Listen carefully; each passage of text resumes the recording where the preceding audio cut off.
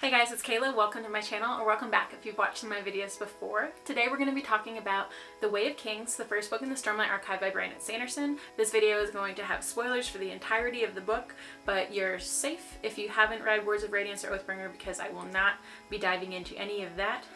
Those will be later videos after I finish my reread of this series. Somehow this book is better the second time. There's just so much information that's woven throughout the book that you'd never really understand without having picked up the rest of the books. The entirety of this video, I'm just going to talk about the Sanderlanche. If you don't know what that means, it's essentially the latter half of any Brandon Sanderson book. Basically all the pieces come together and hit you like a brick. He's obviously a reader in the way that he crafts scenes, because I've actually heard him talk about this in one of his discussions, but as a reader himself, he likes that aha moment that you get right before you realize something is going to happen, and he intentionally writes those into his books, specifically as a Sanderlanche. And it's something I appreciate so much, because sometimes with the way he writes, he gives you scenes that you don't even know you want. The one scene to rule them all. One ring to rule them all. In this book. This is my favorite Sanderlanche of any book of his I've read, and I've read quite a lot of them. I know a lot of people think Words of Radiance is better. I will disagree. As much as I could literally gush about this book for hours, the one scene that affected me the most on my first read as well as on my reread, it is my favorite scene in any book that I've ever read. We're talking about, of course, the moment that Kaladin and Bridge 4 decide to save Dalinar and the Kholin army, and the ensuing battle and sequence of events that follows. So before we dive into the actual moment, I wanted to talk about all the points that lead up to that moment, making it so good. One of my favorite tropes of all time is a found family, which is essentially what the men in Bridge 4 are. All of them are at their lowest points in their life, their humanity has been taken away, and they're left with nothing to look forward to and only death in their future. The choice that Kaladin makes to save these men and to try one more time is both a turning point in the story and a turning point in Kaladin's character. And the men of Bridge 4 make the choice to trust Kaladin, to trust each other, and by doing something as simple as eating a meal together, they become what they all needed for each other. They're able to live instead of just survive, to talk and laugh and be treated as human beings instead of as bait for Parshendi arrows. We all knew that Dalinar and Kaladin were going to meet eventually. It's a scene that we've been looking forward to throughout the book. We know that from following Dalinar's POV that he's an honorable man, and that essentially he will be able to challenge the prejudices that Kaladin has toward Light Eyes that he's developed throughout his life. We also want to believe that Dalinar's visions are true, while at the same time feeling like Sadeas can't be trusted. It's one of those things where, like, you want him to trust the visions, and in trusting the visions, it would mean he would trust Sadeas. But obviously Sadeas is a total jerk and, like, not a good person at all, and you don't want to trust him. He's literally the epitome of the kind of person you don't trust. But Dalinar is like, we gotta, if we're trusting the visions, we gotta full throttle trust these visions. So they start doing chasm runs together. Great. We know that's gonna go downhill. You just know, okay? So when Sadeas betrays Dalinar, abandoning them at the tower, pulling all the bridges, leaving 8,000 men to die. It's surprising and not surprising at the same time. You knew Sadeas was gonna betray him. I feel like, maybe you didn't, but for me it was like, of course he's gonna betray him. But the extent of the betrayal, that was what got me. And then you can start to see just how important these next few scenes are going to be, and how exactly Kaladin and Dalinar are going to meet. And that's when my goosebumps started. I remember reading it for the first time and just seeing all the pieces start coming together then and there, and just, and the viewpoints constantly swapping back and forth because they're in the same place, seeing each other's side of what's happening. It just lends so much to the scene. You get some of the Bridgemen and stuff as well, so you can see someone else's POV of what's happening to Kaladin, which is, those are some moments we're gonna get into. Hold on, we're getting there. So Kaladin realizes that he can escape. He knows that Sadeas is pulling out these bridges. He knows that this is his opportunity. They can pretend like they were killed, that the Parshendi got them, they've got their bridge, and they can make a run for it, essentially being free and having no one come after them. This is what they've been waiting for, this is what they've been training for, and finally the opportunity has presented itself. And Kaladin still is like, I need to go back though, you know? Kaladin's still like, we need to go back. you guys need to run. This is your time to run, but I can't leave any man behind, because God forbid Kaladin let anything happen to anyone he's ever met in his entire life. You know, he's like, you guys go, I'll go back, and then eventually I'll get out. He just can't leave. He cannot leave anybody behind, because that's who Kaladin is as a person. And this leads to the moment that always hits me the hardest, and that is all of the Bridgemen choosing to give up this opportunity for freedom, risk their lives, and run their bridge to save Dalinar's army. These men who only months ago only cared about their own survival, they choose to risk their lives and their chance at freedom, and it's a moment when they choose to do what's right even though it's not easy. What growth, what character growth, what an emotional scene to see these guys who just, they didn't even know each other's names, come so far, train so hard to get this opportunity, literally everything they've been working for the entire book, and to just throw it away because they don't want to leave all of these men to be murdered. Is there a better scene? I don't know it, if there is.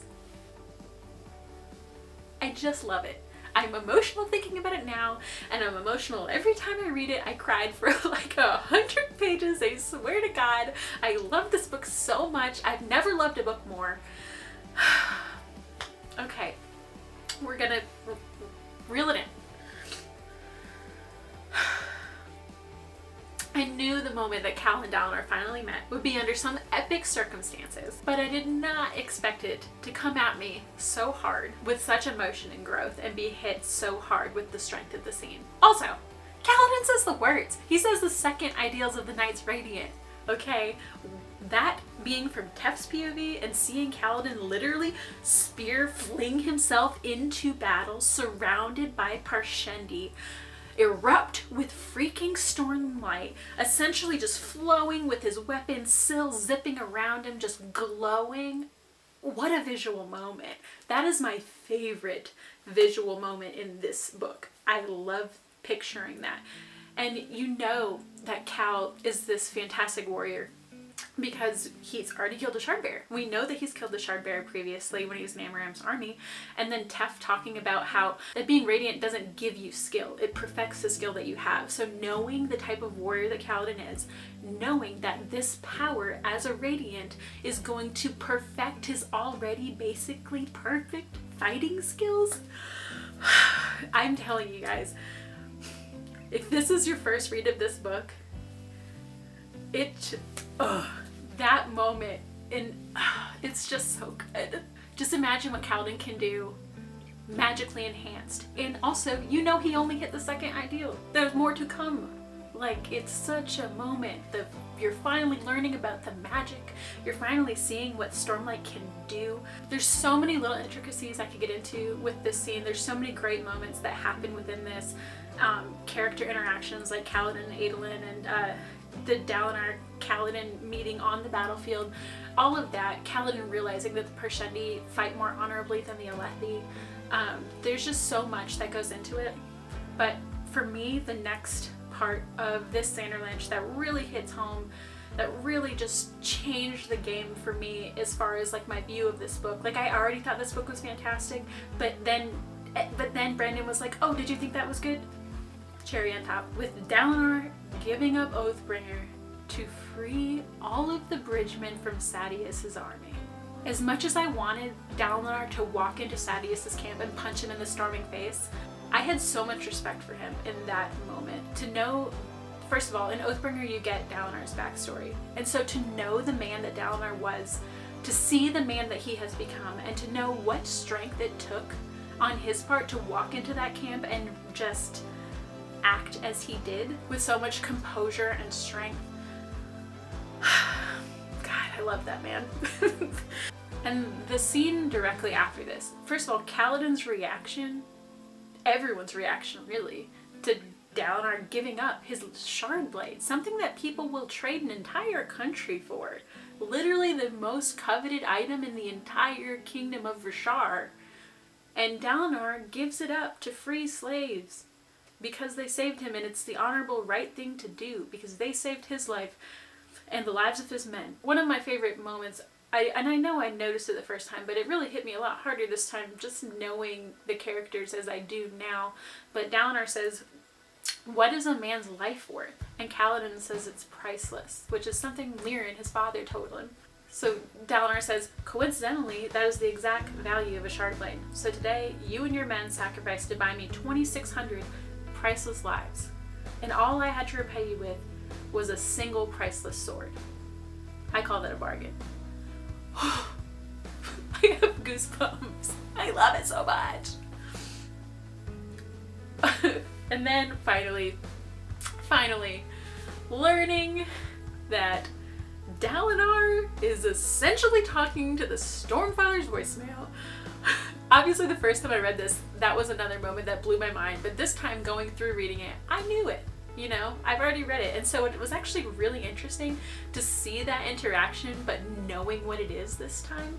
And seeing, like, it's easy to see why Dalinar would think he could interact with those visions. But then, like, reading it again, you're like, okay, it's obviously a voicemail. I found a meme. I've seen memes about this on the Reddit creme posting about, I'll put it here. It's funny. It makes me laugh every time. But that moment was really a big deal for me the first time I read it. But this time it just didn't hit me as hard because that's more of a reveal, not such an emotionally charged scene. So the ones that I've already talked about were like the really big moments for me. And then obviously the Shallan and Jasnah business is interesting and a big deal, and there's some revelations there about the Voidbringers. That part got me. That was really interesting. It makes a lot of sense when you get to that point. I'm not going to go into that part because for me, the Sanderlanche is specifically on Kaladin and Dalinar, and the other stuff is more revelations. But on this read through, these are the parts that hit me the hardest. So that's kind of what I wanted to jump on here and talk about. So if you like this video, please give it a thumbs up. I am planning on doing a Sanderlanche discussion for the end of each of the other books as well. So even though I didn't really get into Shallan's character in this one, definitely we'll talk more about some things that go on with her in Words of Radiance, as that is her story, and there's a lot more going on with her in that one. So if you wanted me to hear me talk about Shallan, I'm so sorry. She's not my girl in this book, as much as I enjoyed her development toward the end of this book. Comment down below what your thoughts were, how you felt, if this was your first read, if this was a reread, like what were the moments that really stood out to you. I just want to talk about this book forever and always, and I'll never get tired of it, and I don't think that anything will ever change my mind or even supplant this book and series in my mind. So anyway, if you'd like to see more content from me, go ahead and subscribe if you are interested. Hit the notification bell if you want to be alerted to when I post. And that is going to be it, you guys. Stay tuned, and there'll be more to come.